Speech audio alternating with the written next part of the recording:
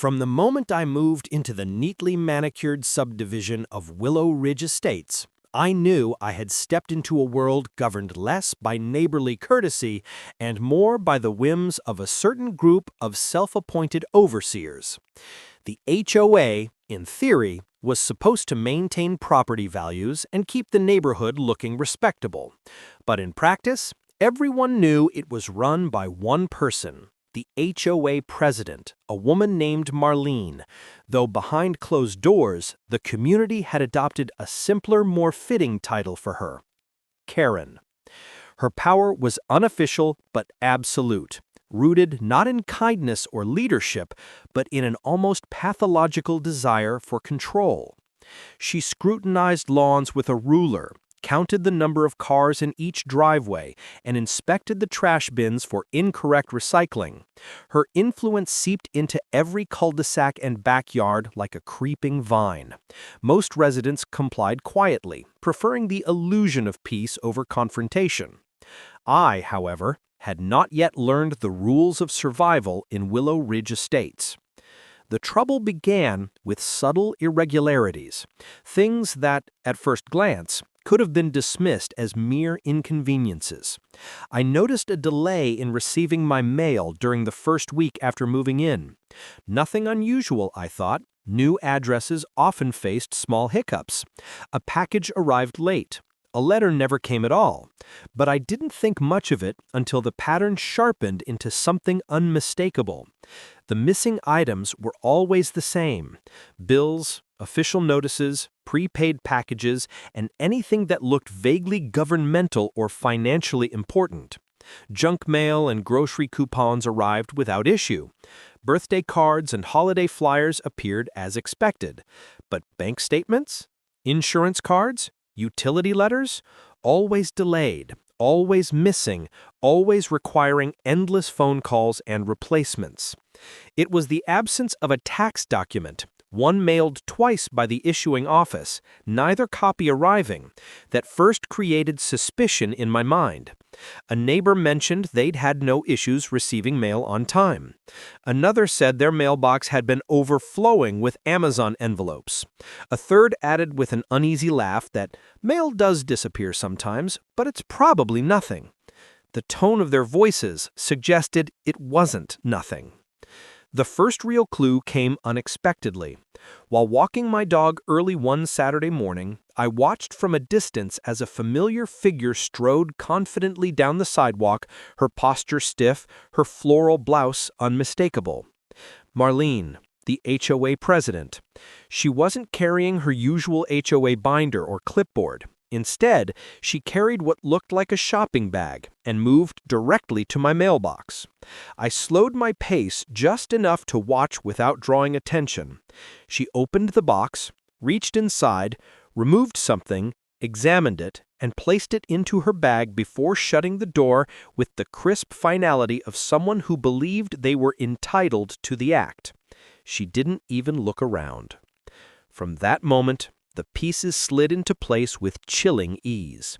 The missing documents, the delayed letters, the strangely selective nature of what disappeared and what did not. It wasn't incompetence or postal delay.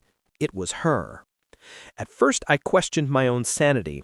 Surely no HOA president would openly commit a federal crime. Surely no rational person would risk something so serious for reasons unknown. But one thing I learned quickly in Willow Ridge Estates was that logic held no jurisdiction here. The HOA president acted not from reason, but from habit. The habit of taking whatever she felt justified, using neighborly standards as a shield for her own personal agenda. The next few days confirmed my worst fears. Whenever a letter of importance was expected, it never arrived. Notices from the HOA about alleged violations began appearing on my door. Improper lawn edging, unidentified decorative stones, unauthorized patio furniture. Every morning a new printout waited, each one more absurd than the last. The frequency, the suddenness, it was all too coordinated. She wasn't stealing mail for personal gain, she was stealing it to control me. It escalated slowly but unmistakably. It always does. I set up a schedule to intercept the mail carrier, determined to retrieve my letters before they vanished. But somehow Marlene always beat me to it. She knew the exact hour of delivery, precisely when the carrier completed each route, and exactly when I was out of sight. She roamed the streets like a hawk, ready to snatch any scrap of information she deemed necessary for her endless catalog of neighborhood micromanagement. The breaking point came in the form of a bright yellow notice taped to my door, an alleged HOA fine for a failure to maintain proper correspondence with the association. The accusation was as absurd as it was revealing. It referenced letters I had never received, deadlines I had never seen, violations I had never been informed of. The notice claimed I had ignored multiple written warnings, all of which had been mailed promptly. The message was clear.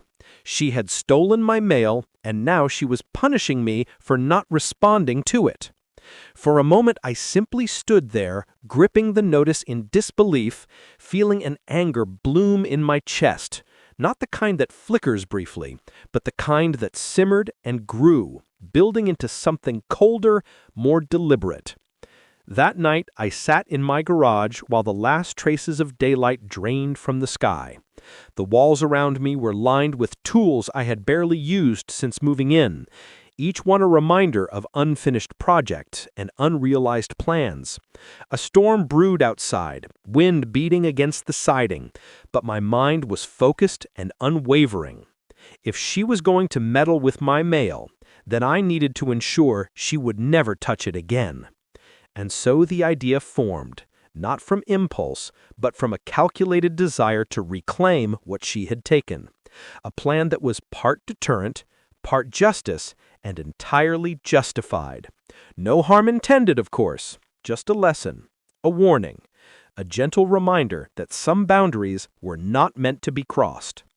The mailbox stood silent at the end of the driveway, a lonely witness to every theft. Soon, it would become something else, something protected, something wired. As the storm intensified outside and thunder rolled over Willow Ridge Estates, I began gathering supplies, extension cords, insulated wiring, a small battery, and a delayed release trigger. Nothing dangerous, just enough voltage to deliver a sharp, undeniable correction to the next person who tried tampering with what wasn't theirs. The plan would require precision, patience, a steady hand, but most importantly, an opportunity. And soon, I knew, she would give me one. As midnight settled in and rain pounded against the pavement, the first steps toward reclaiming control took shape in the dim yellow glow of the garage. The storm outside built to a crescendo. So did mine. The storm that hammered Willow Ridge Estates throughout the night finally dwindled into a soft drizzle by dawn, leaving the neighborhood washed clean but unsettled. The air hung heavy with the scent of wet asphalt and freshly disturbed soil, and puddles reflected the dim glow of street lamps that flickered uncertainly, as if unsure whether morning had truly arrived. I stood in my garage, surrounded by tools, wires, and the beginnings of a plan that had crystallized into certainty during the long, restless hours before sunrise. Sleep had not visited me, but clarity had. The mailbox at the end of my driveway had always been a simple object, a mundane, overlooked container for everyday life. Yet somewhere between the first stolen water bill and the HOA fine I never knew about, it had become a battlefield. The simple metal box had turned into a point of vulnerability, the place where my privacy ended and Marlene's obsessive reach began. If the HOA president could wander freely through the neighborhood, prying, controlling, and interfering, then the least I could do was ensure that my property would push back. As the first hint of daylight crept across the street, I carried my supplies to the mailbox. The neighborhood lay quiet, occasionally stirred by the rumble of a distant garage door or the soft bark of an impatient dog waiting to be walked. But for the most part, Willow Ridge Estates rested in that liminal space between night and morning. Too early for commuters, too late for insomniacs. Perfect for preparation. The design I had envisioned wasn't dangerous in a true sense. I wasn't trying to harm anyone. I just wanted to create something that delivered a sharp, unmistakable message. A quick, startling jolt triggered by tampering. Enough voltage to sting. Enough to create hesitation. And above all, enough to let Marlene know that she had crossed a boundary she had no right to step over. I set the equipment beside the mailbox, a compact battery pack, insulated wiring, and a timing switch calibrated for brief pulses. The internal mechanism would activate only when the door was opened in a specific way, precise, intentional, unmistakable. Normal mail delivery wouldn't trigger anything. I had taken care to design it that way. What I planned was a deterrent, not a hazard. As rain still dripped from the overhanging branches, I crouched beside the post.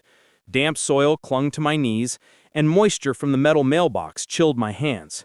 But my mind remained sharp. I began threading the wiring carefully along the interior, securing it behind a panel so it remained invisible to casual inspection. Every step required meticulous care. Every adjustment demanded patience. A clumsy setup would not only fail, it could easily spark suspicion.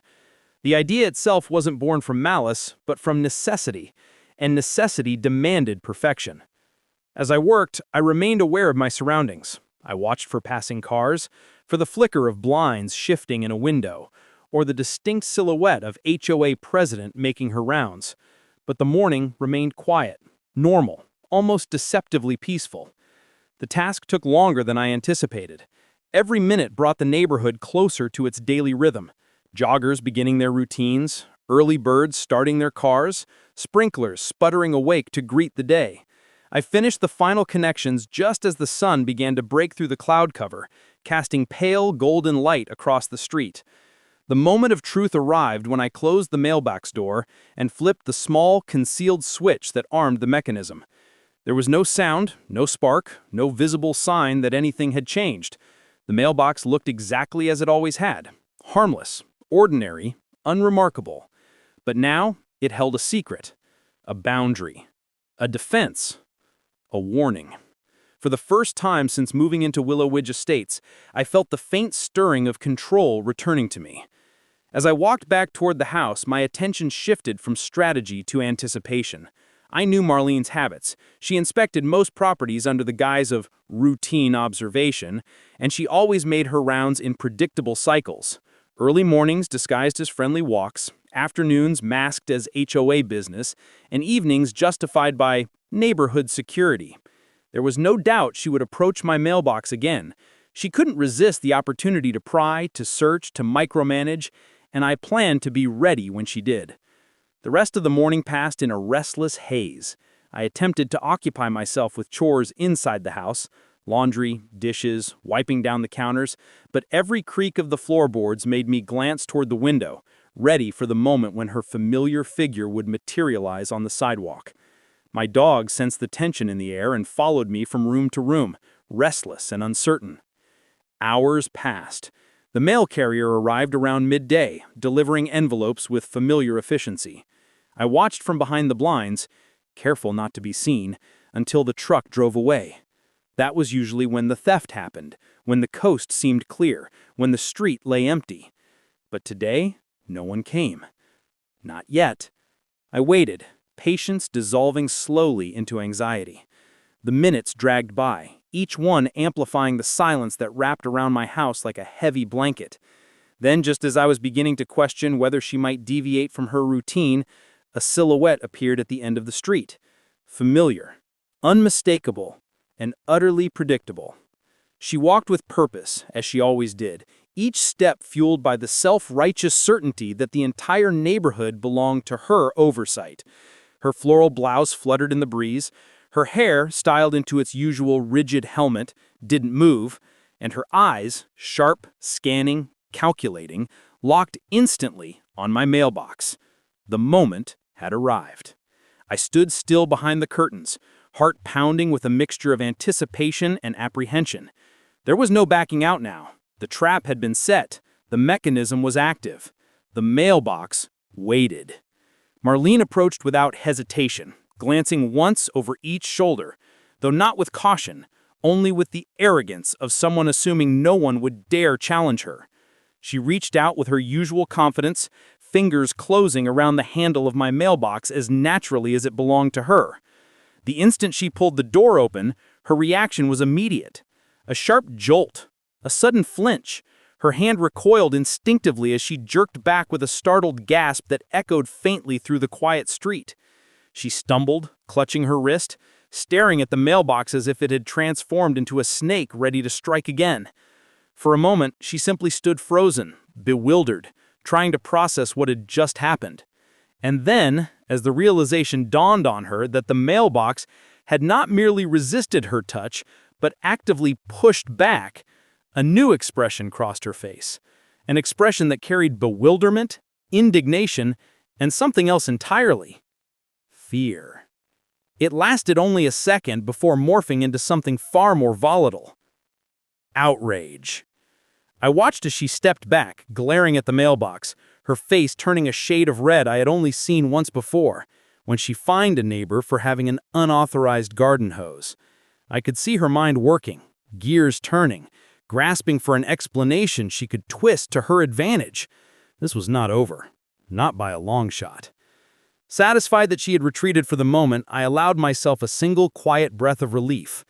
The first phase had worked. She had received the message, but consequences in this neighborhood were never simple, and retaliation was inevitable. As Marlene marched away in a storm of indignation, gripping her stung hand, I knew the next chapter of this conflict was only beginning. For the rest of that day, the neighborhood settled into an uneasy silence. Despite the quiet, there was a strange tension beneath the surface, an invisible vibration running through the neatly trimmed hedges, the polished SUVs, and the two perfect rows of identical mailboxes. Willow Ridge Estates looked the same as always, but anyone paying attention could sense the shift. Something had happened, something that wasn't supposed to happen. And for a woman like Marlene, the undisputed queen of the HOA, being caught off guard was the gravest sin of all. I spent the afternoon indoors, keeping the blinds cracked just enough to watch the street without being seen. I told myself it was caution, not paranoia, though the line between the two had grown very thin. Every car that passed, every pedestrian, every distant bark of a dog made me pause and listen, wondering whether retaliation was already in motion. For several hours, nothing out of the ordinary occurred. The mailbox sat untouched, no notices appeared on my door, no indignant knocks rattled the frame. It was almost as if the earlier confrontation had simply evaporated from existence. But I knew better. When dealing with someone like Marlene, silence was never a good sign. It meant planning, plotting, recalibrating her next move. It wasn't until late afternoon that the first ripple appeared. A vehicle rolled slowly into the neighborhood, a white SUV with tinted windows and the HOA emblem emblazoned on the door. It wasn't unusual for HOA officers to drive around the streets, but the timing was far too deliberate to be a coincidence. The SUV crawled past each house, pausing longer than necessary at every mailbox, scanning the area with an intensity that suggested more than routine observation. They weren't inspecting, they were hunting. The SUV eventually stopped in front of my house, idling for an uncomfortably long time. I stood inside, still and silent, watching the vague silhouettes shift behind the darkened windows. No one stepped out, no clipboard appeared, no official notice was delivered. Instead, the vehicle simply observed, gathering whatever invisible data it needed. Then, just as deliberately, it drove away. But that wasn't the end. Half an hour later, 2 board members appeared on foot, walking slowly down the sidewalk with the exaggerated casualness of people pretending not to be on a mission. One carried a flashlight, even though daylight still lingered. The other held a tablet, tapping notes into it with rapid precision. They stopped at multiple mailboxes, poking, prodding, inspecting the hinges. When they reached mine, they hesitated. One of them reached toward the handle, then thought better of it. Instead, he circled the post, examining the ground, the mounting bolts, even the underside of the box itself. The other member remained slightly behind him, surveying the street as if expecting an ambush. It was almost comical, if not for the fact that their next actions would inevitably involve me. Eventually, the pair moved on, their whispers trailing faintly behind them as they continued to the next house. Whatever had happened earlier that day had clearly shaken the HOA in a way they had not anticipated, but the investigation was far from over. As evening fell, the neighborhood lit up with porch lights and the soft hum of air conditioners kicked in across every home. I kept watch, knowing instinctively that Marlene's retaliation wouldn't wait until morning. It arrived just after sundown. A sharp, deliberate knock echoed through my house, 3 firm raps that carried authority rather than courtesy, the kind of knock that demanded attention, not permission. My heart thud once in my chest, then steadied into a calm acceptance. I had been waiting for this. I approached the door quietly, but didn't open it. I already knew who stood on the other side. Marlene. Even through the frosted glass pane, her silhouette was unmistakable. The rigid posture, the squared shoulders, the tension radiating from her like a static charge. She knocked again, louder this time. And again. 5 knocks, then silence.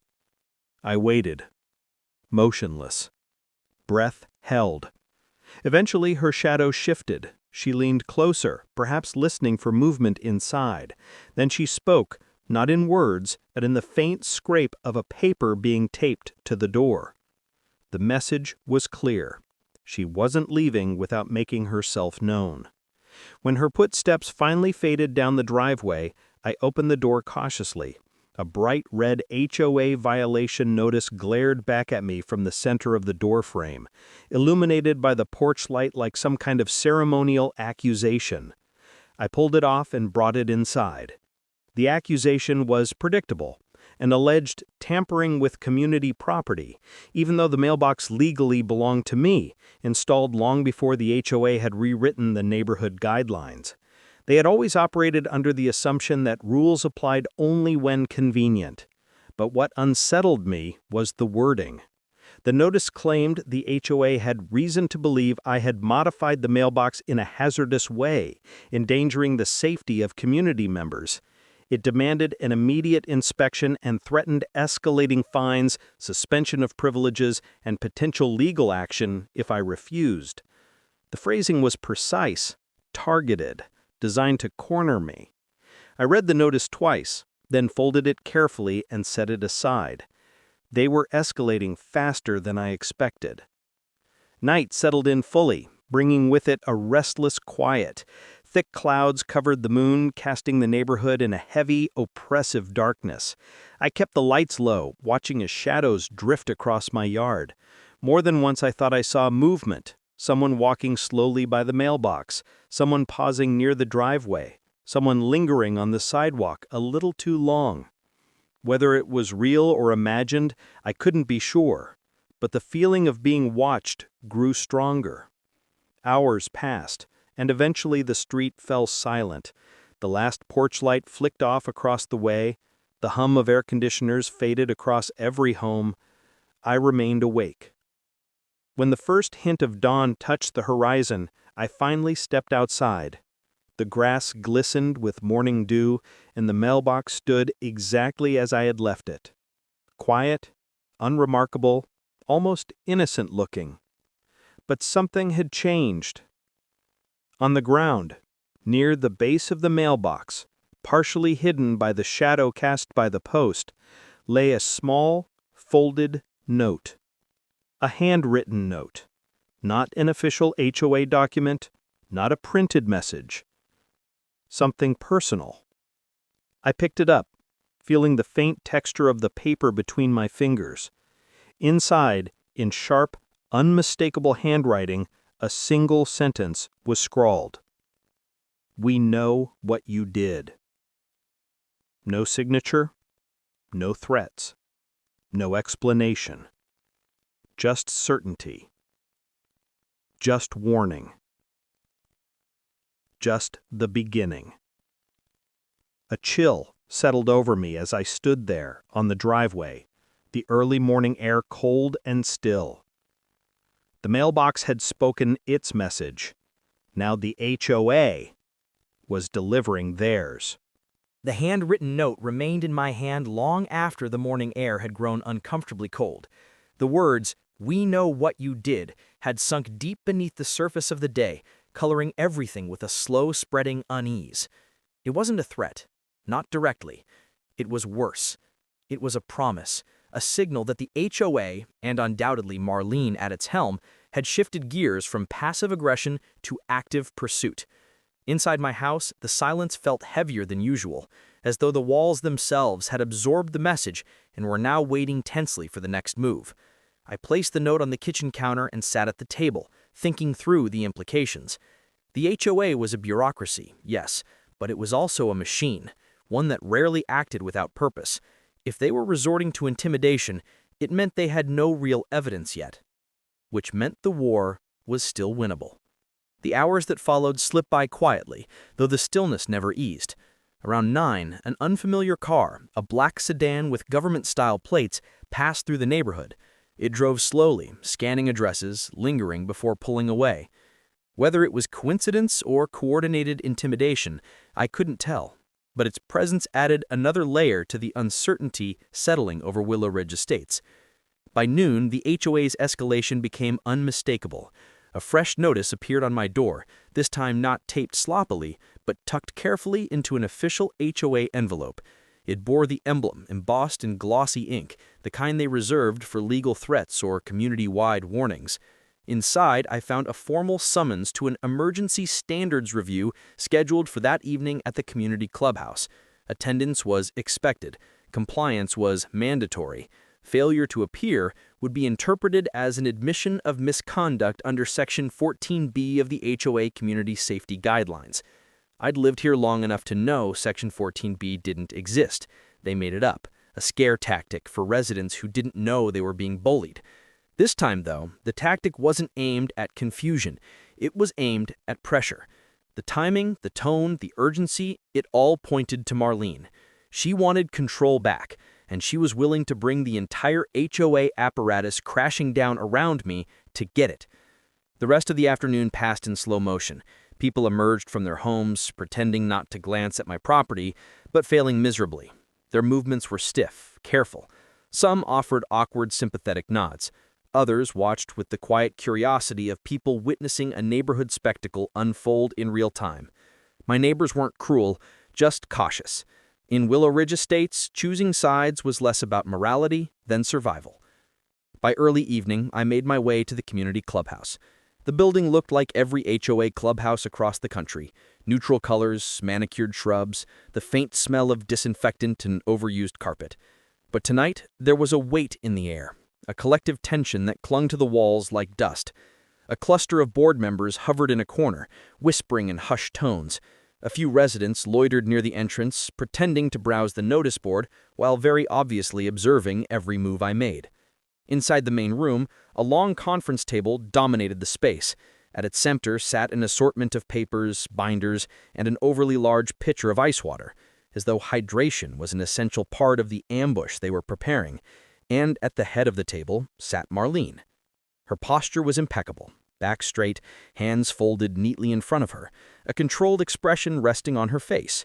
But beneath the veneer of composure, her eyes carried a simmering fury, a storm barely contained behind an artificial smile. She motioned for me to sit. I didn't. The meeting began with predictable theatrics. The board members recited the formalities, referencing sections of the bylaws with exaggerated seriousness. They spoke of community safety, neighborhood integrity, and potential liabilities. They used phrases like reckless endangerment and unauthorized modification.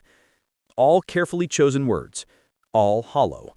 They had no evidence, they had no witnesses, they had nothing but suspicion, indignation, and the bruised ego of one woman whose self-appointed authority had been challenged. Yet the strategy was clear. Overwhelm, intimidate, and corner. Eventually, Marlene leaned forward. The room stilled. Her voice, always sharp, always too loud, filled the space with that familiar cadence of passive-aggressive certainty. She described the incident near my mailbox as a near electrocution. She claimed the HOA had received multiple complaints from concerned residents, though she did not produce a single written statement. She insisted that the mailbox posed a danger to children, pets, and delivery personnel. Her narrative was carefully crafted, emotionally manipulative, and delivered with the confidence of someone who expected no resistance. But the more she spoke, the clearer it became that she was improvising, stretching her assumptions into accusations, turning her embarrassment into community outrage. When she finally ran out of steam, the room fell silent. All eyes turned to me, waiting for a reaction. I gave none. I simply asked whether the HOA had evidence of any wrongdoing. The silence that followed was heavy, thick, suffocating. Marlene shifted in her seat. A bead of sweat trickled near her temple. The board members exchanged uneasy glances, suddenly aware that their grand performance had reached a point where they either produced proof or lost their footing entirely. None spoke, none moved, none produced anything. Finally, unable to maintain the charade any longer, the meeting adjourned abruptly. They insisted the matter was under ongoing review, that further steps would be taken, and that continued monitoring would be necessary. Which in HOA terminology meant only one thing. They were retreating, but not surrendering. When I left the clubhouse, the sky had already grown dark. A cool wind rustled through the trees, carrying with it the faint scent of pine and something else, tension, lingering and unresolved. I walked home thinking that perhaps for now, the worst had passed. I was wrong. The moment I reached my driveway, I noticed it. A flashlight beam flickered in the shadows near my mailbox. Someone was there. Someone hunched over the post, tampering with it, tools glinting under the faint streetlight. Not the HOA, not an inspector, not a resident. Someone new. Someone I had never seen before. And when he looked up, startled by my sudden presence, his expression revealed something I had not yet considered in this escalating war. This wasn't just HOA retaliation. This was something bigger. Something outside the HOA entirely. Someone else was now interested in my mailbox. For a moment, neither of us moved. The man crouched beside my mailbox froze mid-motion. His hand paused over the latch, as if the air itself had solidified around him. The faint beam of his flashlight jittered across the metal surface, catching the ridge where the wiring lay hidden beneath the panel. His eyes widened, not with fear, but with calculation. He was dressed in dark clothing, the kind utility workers wore, but without any of the badges or identifiers a legitimate technician would carry. His truck was parked a few houses down, half hidden in the shadow of a magnolia tree. No logo, no decals, no plates I could see. He wasn't HOA. He wasn't a neighbor. He wasn't a delivery driver. He was someone else entirely. And he had no business touching my mailbox. The man seemed to weigh his options in the span of a heartbeat. Then, with a quick movement, he stood, turned, and walked briskly toward the street. Not running, not fleeing, but leaving with the controlled urgency of someone who believed they still had the upper hand. Within seconds, he slipped into the truck and drove off without headlights, the vehicle gliding down the road like a shadow evaporating into the night. I remained at the end of my driveway long after he disappeared, listening to the silence now pressing in on me from all directions. The usual nighttime noises, crickets, rustling branches, the distant hum of televisions behind closed windows, felt muted, as though the neighborhood itself were holding its breath. Up until now, everything had been confined within the boundaries of Willow Ridge Estates: petty control games, power-hungry leadership, HOA theatrics. But this new development shifted the entire landscape. The conflict had grown legs, reached beyond the predictable patterns of suburban politics. Someone else was involved, someone who had reason to be here, and someone who wasn't afraid to get close enough to discover the wiring inside the mailbox. That realization sat heavy in my stomach. I knelt beside the mailbox, flashlight in hand, inspecting the underside and interior. Nothing appeared disturbed. The wiring remained intact, the mechanism still sat in place concealed beneath the metal ridge. But he had been looking for it, searching deliberately. He knew what he was expecting to find, which meant only one thing. Someone had told him. Someone had reported the mailbox as a target. Someone had escalated this conflict beyond annoyance. And there was only one person who would go that far. Marlene. Whether she had contacted outside help or simply complained to an entity with enough authority to take interest, I didn't yet know. But the implication was clear. The HOA wasn't just retaliating anymore.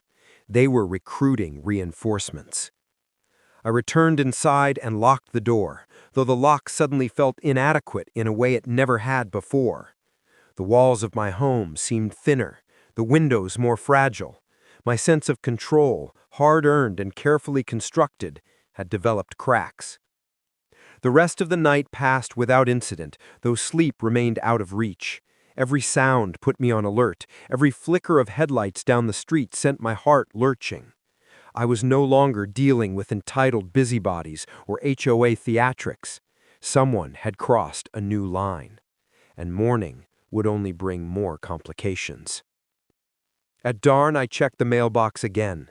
The neighborhood was waking slowly, residents stepping outside with coffee cups in hand, trash bins rolling to curbs, sprinklers sputtering ungracefully to life.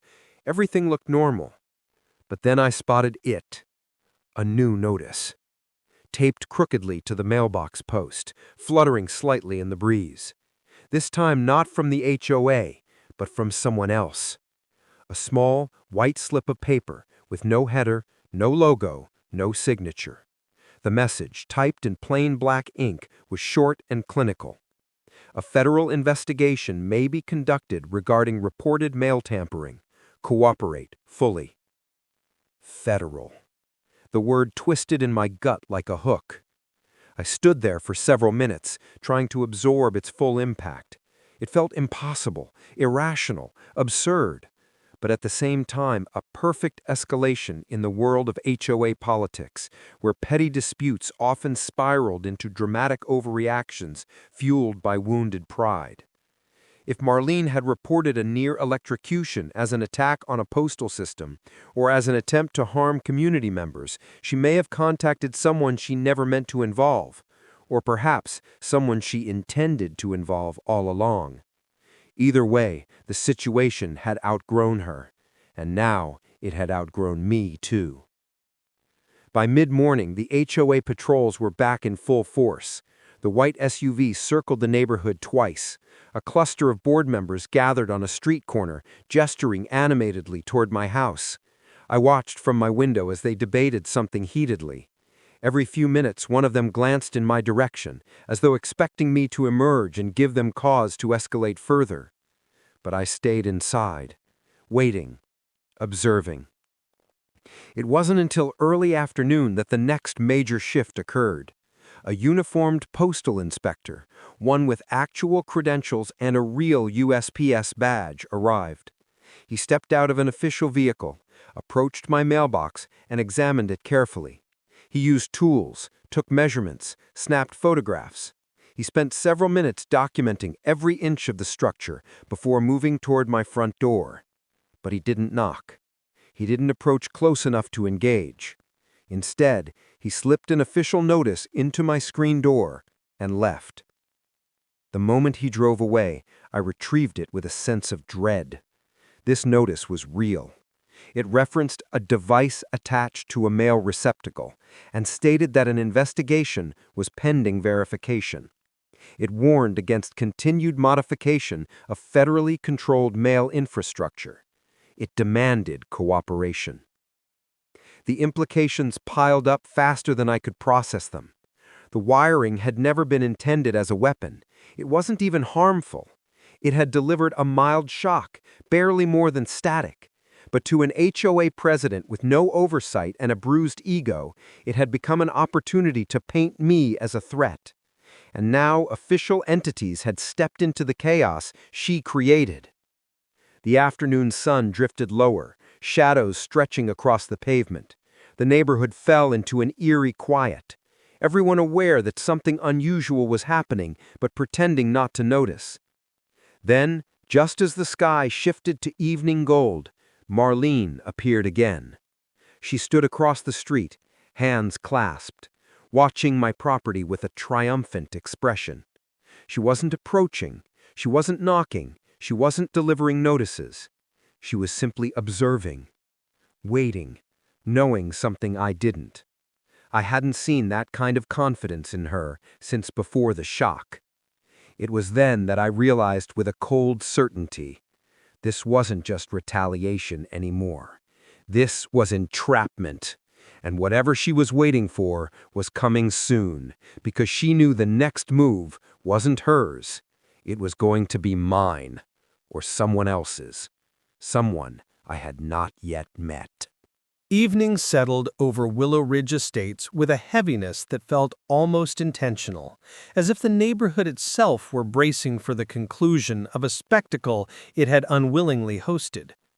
Porch lights flickered on one by one, casting long, thin shadows across driveways and lawns, kept nearly identical by HOA decree. The air hung still, burdened by the weight of anticipation. Whatever was coming, everyone knew it. Everyone except me. I remained inside, pacing the length of my living room, listening to the muffled beat of my own footsteps. Every few minutes I checked the window, scanning for movement, and every time I saw the same thing. Marlene standing across the street with the kind of controlled stiffness only fueled by a sense of impending victory. She wasn't gloating, she was waiting. Waiting with certainty. Waiting with calculation. Waiting the way someone does when they believe they've finally cornered their opponent. At some point, she stepped slightly to the left and tilted her chin upward, as if she were expecting something to arrive from afar, not from within the neighborhood. That was when I heard it. The low rumble of an engine. Not a residence sedan, not the HOA's white SUV, not a delivery van, a larger vehicle, a government vehicle. It turned into the entrance of Willow Ridge Estates with slow, authoritative precision, headlights sweeping across manicured lawns like spotlights searching for something hidden.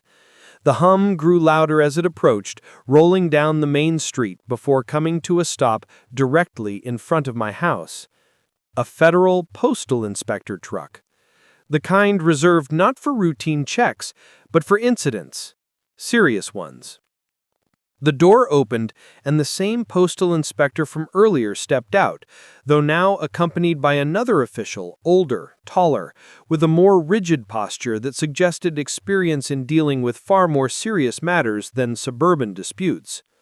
The two men approached my property with careful steps, pausing only to examine the mailbox again before turning their attention toward the house.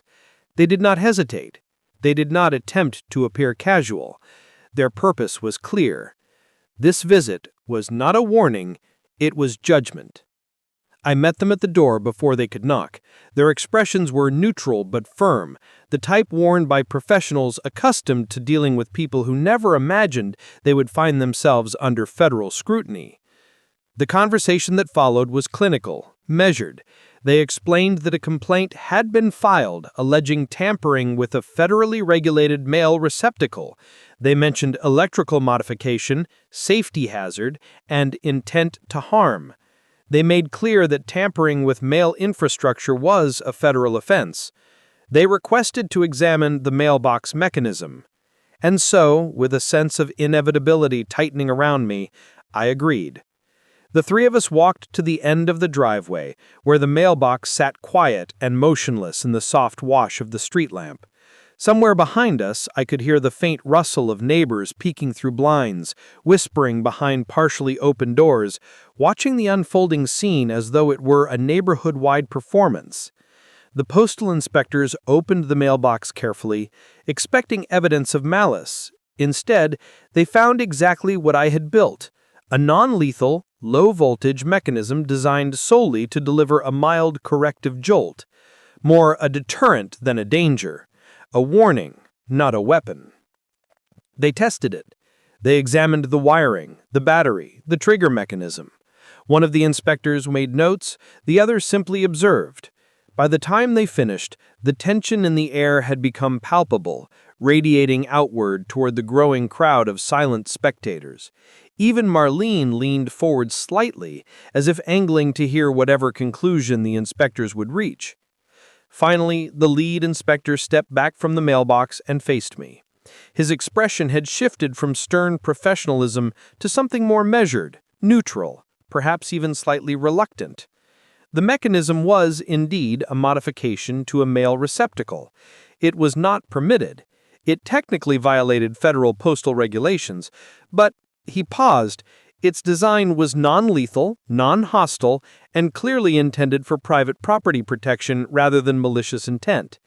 In cases like these, he continued, enforcement typically involved warnings and fines, not prosecution.